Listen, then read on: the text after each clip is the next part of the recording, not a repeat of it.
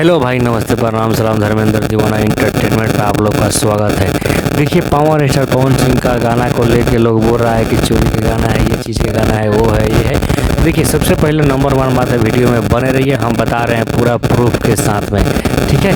देखिए, जो टुनटुन यादव जो गाना गाए हैं, टुनटुन यादव को गाना कब आया है, कब नहीं आया है, हम इसमें आप लोगों के बीच सब प्रूफ हम दिखाएंगे। वीडियो में बने रहिए, अपना छोटा भाई के चैनल को सब्सक्राइब और शेयर कीजिए। देखिए, पावर स्टार पवन सिंह का जो धर्मवीर सिंह जो सपोर्ट में गाना गाते हैं, उनका गाना कितना आया है? 2023 16 जून को गाना आया है, ठीक है। ये 16 जून को गाना आया है। देखिए, अब टुनटुन यादव को हम दिखा रहे हैं कितना उनको गाना आया है, कितना टाइम आया है। देखिए, 2023 18 सितंबर का आया है। देखिए कितना महीना का इसमें गैपिंग है, ठीक है। तो ये सब क्या चोरी के गाना बोल रहा है, ये है, वो है। वो लड़का से परमिशन लेके गाया गया है यार, उसमें क्या टेंशन है। पवन सिंह का वो सपोर्टर है, पवन सिंह के सपोर्ट में वो गाना बनाता है। तो देख लीजिए, आपको प्रूफ मिल गया, ठीक है। जय हो पावर स्टार।